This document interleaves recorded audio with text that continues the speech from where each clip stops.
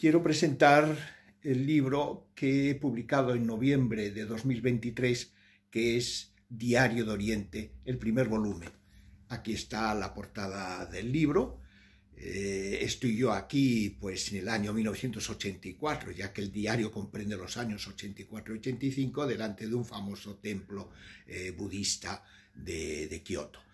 De hecho, Diario había empezado a hacer desde el año 1972 y la editorial Siruela publicó precisamente mis primeros 6 años en la Red del Tiempo, que van del 72 al 77, su libro de 1700 páginas, y también publicó la parte de mi diario correspondiente a mi amistad, a mi relación con Salvador Dalí.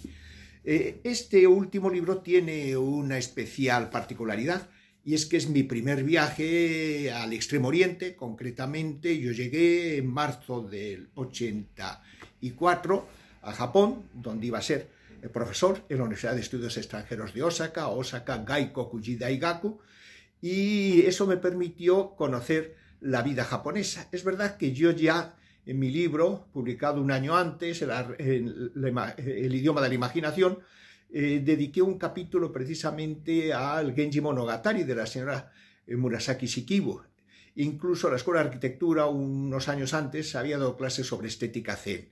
Es decir, que ya tenía bastante conocimiento del mundo japonés. La sorpresa es que cuando llegué al Japón me di cuenta de que, claro, todos esos conocimientos eran conocimientos interpretados en clave española, europea, mientras que la vida del Japón era muy distinta. La parte positiva es que era una vida muy ordenada, con gran seguridad pública, con buenos servicios, también estética, digamos. A mí me entusiasmaba mucho los templos, los santuarios de Kioto, de Nara, de Uji. Y en ese sentido, pues, fue para mí algo admirable. La parte negativa es que la vida estaba muy reglamentada y que, aunque allí se dice que la gente se entiende sin palabras, como decía una alumna mía y amiga, y Cuco, que sabía muy bien español, porque ya ha pasado muchos años en Venezuela, decía que aunque la gente dice que se entiende sin palabras, en realidad nadie se entiende. Y es verdad que son muy inclinados a guardar silencio. Entonces, me di cuenta, por otro lado, y tuve problemas que en el diario se relatan en relación con la universidad por problemas reglamentarios absurdos, ya que me fui a pasar unas semanas en el verano a España, ya que mi madre estaba enferma de cáncer y de hecho murió en el otoño, estando ya en el Japón, y me pareció que eso, ¿por qué iba a ocultarlo? Pues no, allí hay que ocultar esas cosas. Yo no debía haber dicho que me iba ese verano a España. A la vuelta, por cierto, pasé por Egipto, recorrí una buena parte de Egipto y me di cuenta en el Cairo, que es una ciudad tan caótica, tan desordenada, que era más fácil arreglar cualquier asunto en esa sociedad caótica que la reglamentadísima Japón. Porque allí nada más que querías hacer un viaje, por ejemplo, al laberinto de Hawara, preguntabas a alguien en la calle, enseguida te ponía en contacto con alguien para llevarte. En el Japón no, todo está muy reglamentado. De todos modos, disfruté mucho y luego tuve la suerte de que conseguí que me invitasen en China. Fui el primer escritor oficialmente invitado a unas conferencias en las universidades de Pekín, Xi'an y Shanghai, lo cual hizo que pudiese viajar ya en la primavera del 85 a China, y esas conferencias en esas universidades, y seguí viajando. Recuerdo que sobre todo me impresionó yendo en el Dongfanghong en barco por las gargantas del Yangtze, y también pues conocer esa otra sociedad extremo oriental tan compleja.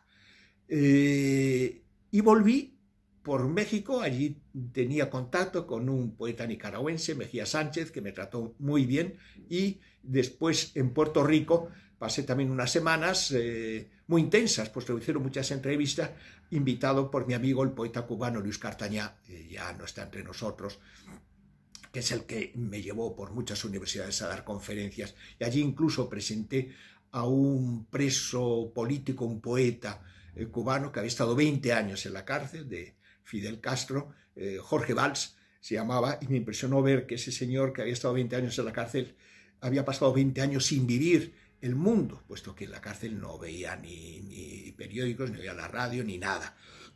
Y así es como volví a España. Ese viaje tuvo también otra trascendencia, y es que me permitiría ir de profesor a la Universidad de Estudios Extranjeros de Pekín, donde yo di esa conferencia en la primavera, Beijing Huawei Jixue Yuan, y pasé allí un año de viajes muy interesantes. Estuve en la India, en el Nepal. Eso aparecerá en el segundo volumen de mi Diario de Oriente, pero tuvo una trascendencia grande también la visita al Japón para una investigación mía posterior, y es que a poco de llegar, a los 2 meses, vi una gran exposición del arte de Gandhara, que era importantísima para los japoneses porque es el origen de la iconografía budista.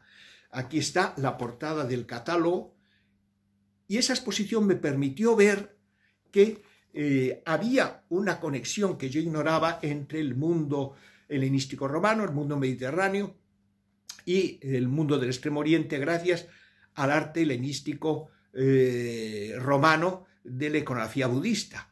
Y digo porque es importante, porque cuando llegué a China, 4 años después, uno de los primeros viajes fue a las grutas de Yungan, de Datong, donde está también las primeras muestras de arte helenístico romano de tipo budista, ya del siglo V.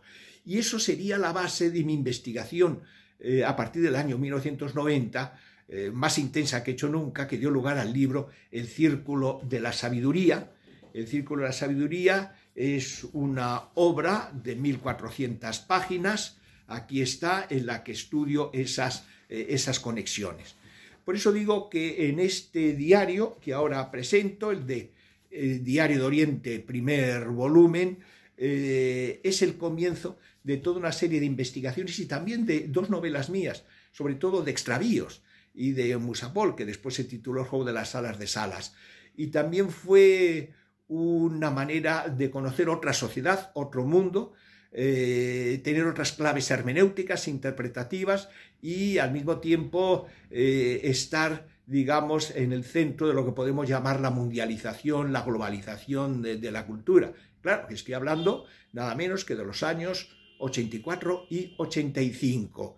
Por eso es por lo que la lectura de ese libro proporciona el día a día de la vida de un profesor, un escritor, un filósofo, un poeta, un viajero, que era lo que yo era entonces sobre todo.